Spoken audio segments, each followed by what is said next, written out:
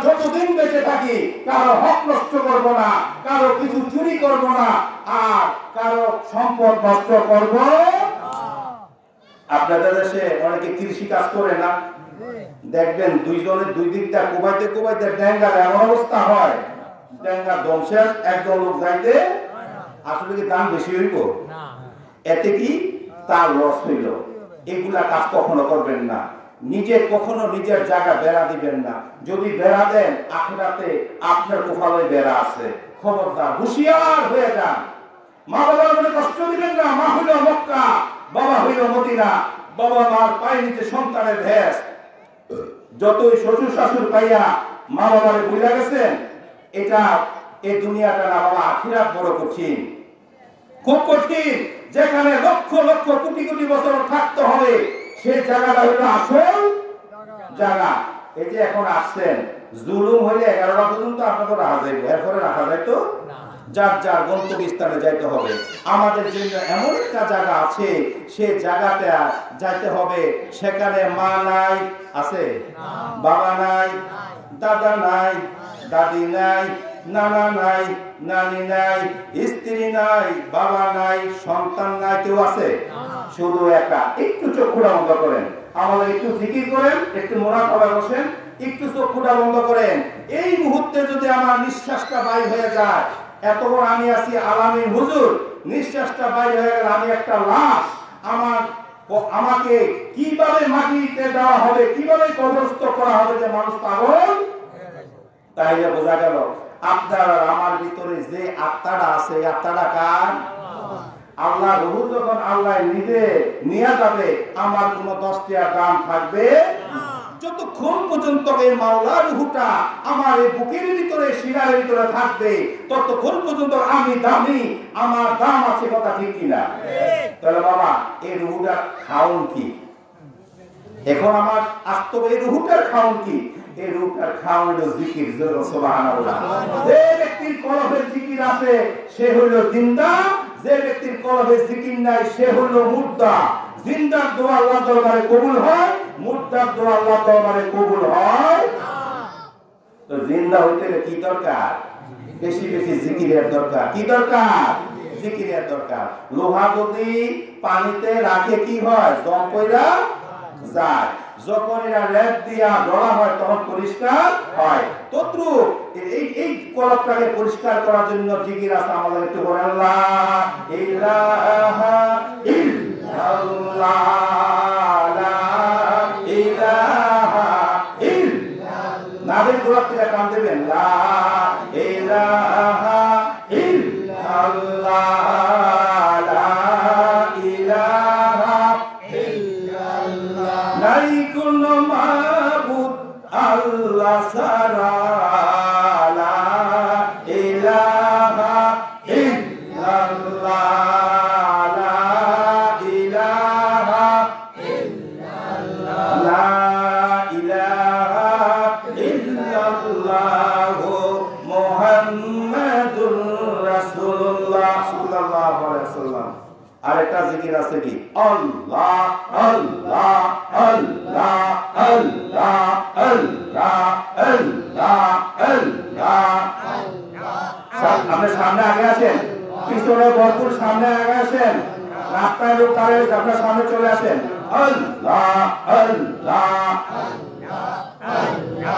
আল্লাহ আল্লাহ বলো মন রে, আল্লাহ আল্লাহ বলো মন রে, আল্লাহর নামটি বইল না, আল্লাহর নামটি তোমরা বইল না। আল্লাহ আল্লাহ আল্লাহ আল্লাহ আল্লাহ। ডাইনে আল্লাহ, বামে আল্লাহ, উপরে আল্লাহ, নিচে আল্লাহ, কলবে আল্লাহ, জিকিরে আল্লাহ আল্লাহ আল্লাহ আল্লাহ আল্লাহ আল্লাহ আল্লাহ আল্লাহ আল্লাহ। লা ইলাহা ইল্লাল্লাহ মুহাম্মাদুর রাসূলুল্লাহ সাল্লাল্লাহু তাহলে আমরা কি পেলাম? জিকির বেশি বেশি করতে হবে। বিসমিল্লাহির রহমানির রহিম। আমরা প্রত্যেকটা খানার পূর্বে এটা বলবো, খানার শেষে কি বলবো? আলহামদুলিল্লাহ। আল্লাহ তাআলা রব বলেছেন, যদি আমার কোনো বান্দা সারা দিন খায়, বিসমিল্লাহ বলে খায়, শুকর আদায় করে, ওই খানার হিসাব আমি আল্লাহ নিব না। সুবহানাল্লাহ।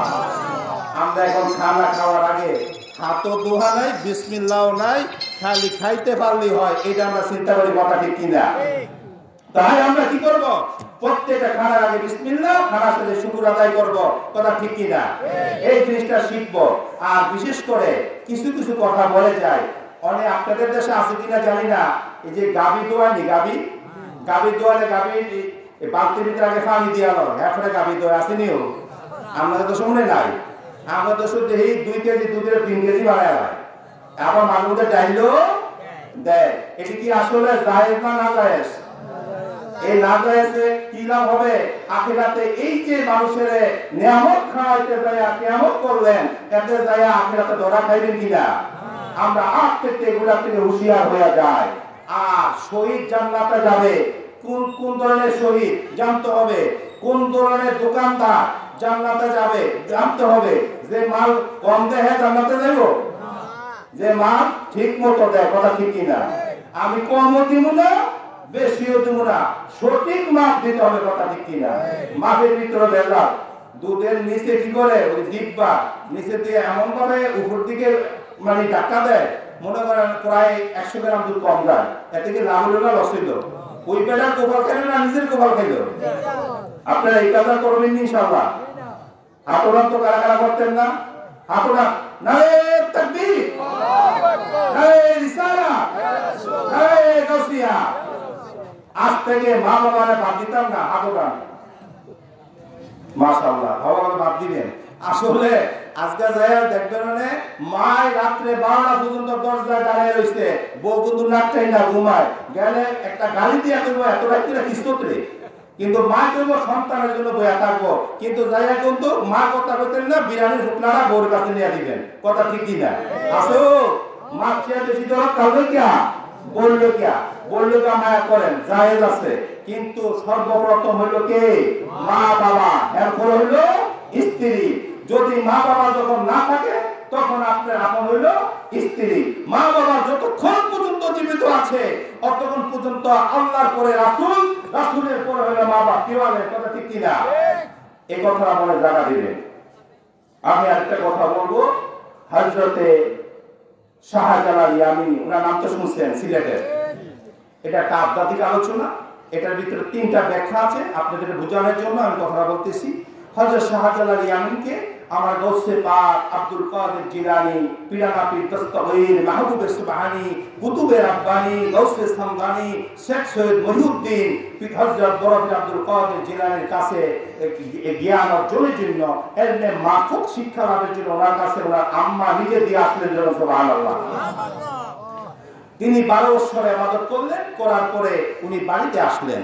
বাড়িতে আসার পরে উনি আম্মাকে ডাক দিতেছে, আম্মা, আম্মা গো দরজা খুলেন। আম্মা দরজা খুলে না। আবার ডাক দিতেছে, আম্মা দরজা খুলেন। আম্মা দরজা খুলে না। তৃতীয়বার যখন চোখের পানিগুলো ছেড়ে দিয়ে শাহজালাল ইয়ামিনী ডাক দেয়া, আম্মা জান, 12টা বছর হয়ে গেল আম্মা জান, আমি আপনার চেহারা মোবারকটা দেখি না। আমি একমাত্র সন্তান, আপনার মা। 12টা বছর পরে এসেছি, আপনার চেহারা মোবারক খানা একটু দেখবো, আপনার পায়ের ধুলা নিব। আম্মা জান দরজাটা খোলেন। দরজার ভিতর থেকে আওয়াজ আসে, ওরে বাবা শাহজালাল ইয়ামিনী, তুমি আমার সন্তান, ঠিক আছে বাবা, আমি আমার অন্তরে চোখে দেখি তুমি এখনো ঠিক করে আল্লাহর ওলি হইতে পারো না। সুবহানাল্লাহ। চোখের পানিগুলো ছেড়ে দিয়ে শাহজালাল ইয়ামিনী চলে গেলেন গৌসে পাকের কদমে। গৌসে পাকের কাছে এসে বলতেছে, ইয়া আব্দুল কাদের, ইয়া আব্দুল কাদের, আমি আমার মায়ের কাছে গিয়েছিলাম, আমার মা আমার সাথে দেখা করে না, আমি বলে কোনো মানুষ হইতে পারি নাই। আল্লাহর ওলি বুঝতে পেরে বলে, আব্দুল কাদের জিলানী বলে, ও শাহজালাল, তুমি মাটি গর্ত করো, খোদ করো, মাটি গর্ত করা হলো, মাটির এই গর্তের ভিতরে তুমি প্রবেশ করো, প্রবেশ করা হলো, উপর দিয়া তাকে ঢাকনা দেওয়া হলো। তোমাকে আমি 40 দিন সময় দিলাম, এই 40 দিনের ভিতরে তুমি মুরাকাবায় বসো, মুরাকাবায় বসা ইলমে মারফত হাসিল করে তুমি আল্লাহর ওলি হইয়া মায়ের কাছে যাও। সুবহানাল্লাহ। কিও মা বড় না বিশ্বাস বড়? আচ্ছা, মুগ্ধা জনকে কথা কয় না, এত গরম লাগে, শীত তো করে না, তাহলে কথা মজায় না কা? আর একটু জোরে কম না, মা বড় না বিশ্বাস করো? ও যে দেনবাগে বিশ্বাস হুজুর এক লোক এই মাছ ধরতেছে, এত বড় বড় টেন্ডা মাছ, তো অনেক বাহে বুড়া মানুষ, কাব্বা আমার এই 2টা টেন্ডা মাছ দিস না? রাখো রাখো, তুমি রাখো, আমার দেনবাগির লোক লয়ে যাবো। বাবা তুই সব দিন এই গিয়া 5 কেজি টেন্ডা মাছ, 5 কেজি দুগ্গা টেন্ডা মাছ চাইছে জন্মদাতা পিতা, হ্যাঁ জন্য 2টা টেন্ডা মাছ হয় না, হিসাবের লোকে নিব। ওরে বেটা, তোর বাহির যদি তোর জন্য দোয়া করে হিসাব নিতে পারতো, হিসাব করো না বাবা। আগে হইলো মা, এরপর হইলো বাবা। মা হইলো 3 বার, বাবা হইলো 1 বার। বাহির চো মায়ের দাবি ধরে কথা। সুবহানাল্লাহ। অনেক হিসাব যদি করলে হইব, হিসাব কিনা হিসাব আছে। মা বাবাকে সন্তুষ্ট কইরা, তোমার ফ্যামিলিকে সন্তুষ্ট কইরা, এরপরে তুমি হিসাবের বাইরে যাও, তোমার বস্তা বইরা লইয়া যাও, দুঃখ নাই। তুমি বাপ মারে না কইয়া, বউ ভোলাউলিরে না কইয়া হিসাবের বাইরে তুমি লইয়া যাইবা, কাম হইতো মনে থাকবো। এমন অনেকেই ফিরের ভক্ত, ফিরের খারাপ কইনি, কইছে আগে মা বাবাকে ভালোবাসে। মা বাবার চেয়ে বড় ফির নাই।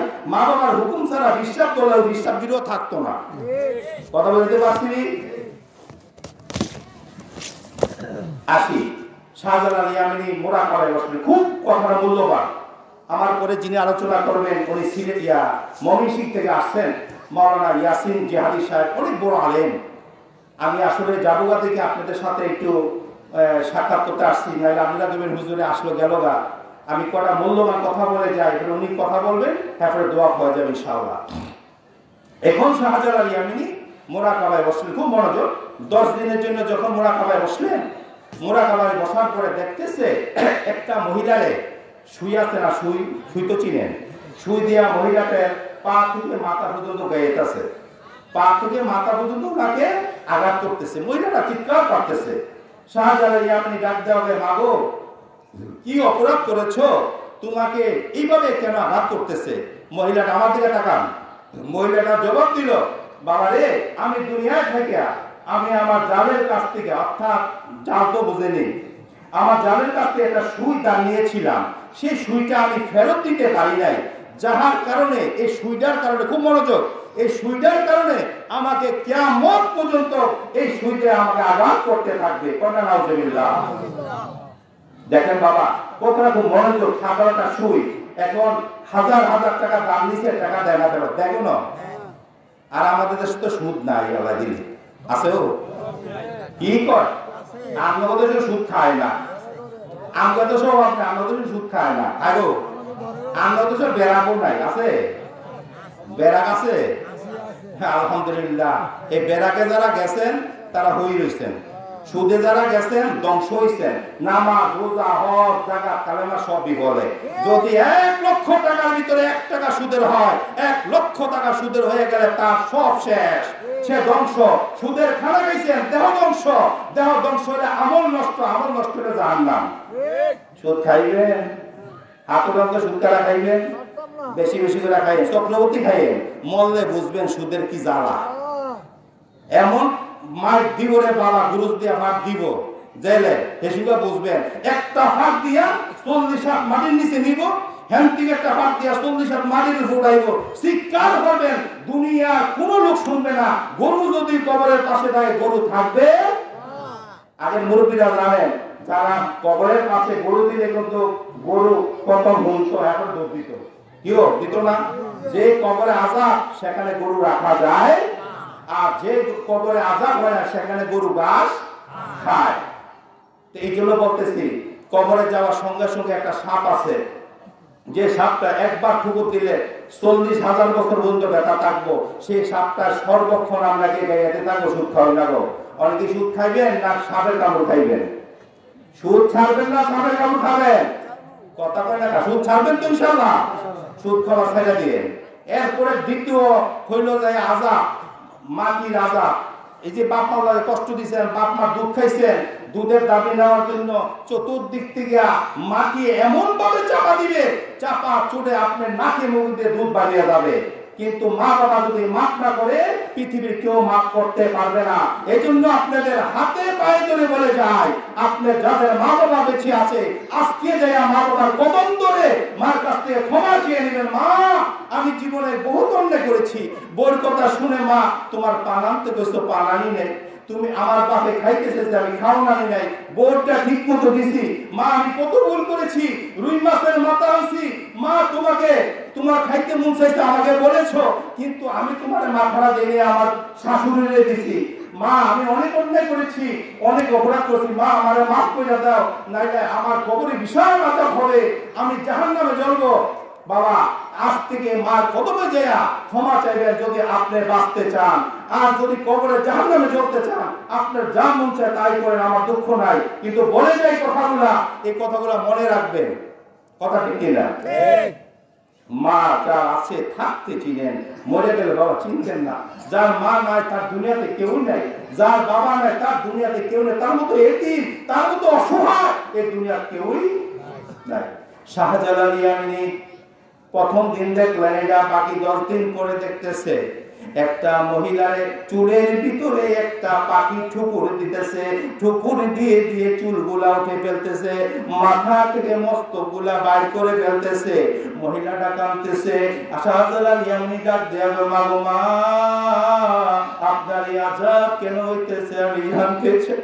মহিলার ডাক দেবে, বাবা রে, আমি দুনিয়ায় থেকে আমার স্বামীর কথা শুনি নাই। কার কথা?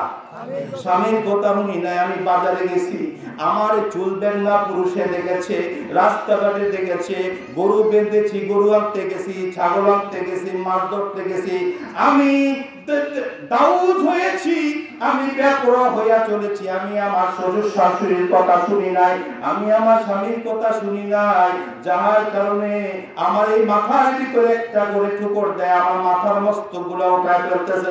নাউজুবিল্লাহ। ইয়ো অপরাধী বলতেছেন, এটা কি আমার বাস্তবে আছে না নাই? খুব হুঁশিয়ার, এই অন্তরে আঘাত তুলে নিবেন। মা বোনেরা দেখতেছেন, কথাগুলো খুব মনোযোগটা শুনবেন, কত ভুলগুলো মেলা করতেছেন। তৃতীয় দিন মোরাকাবা দেখতেছে একটা সুন্দরী মহিলা স্বর্ণের চেয়ারে বসা, রূপার চেয়ারের ভিতরে তার পা দুটা রেখেছে, আর দুটা হুর তাকে বাতাস করতেছে। মহিলারে ডাক দেবে, মা গো মা, তুমি এত সুন্দর জান্নাতের চেয়ারে বসে রয়েছো, কি আমলটুকু তুমি করেছো আমি একটু জানতে চাই। মহিলাটা কি বলে? মা গো মা, মনোযোগটা শুনেন বাবারা, মনোযোগটা শুনেন।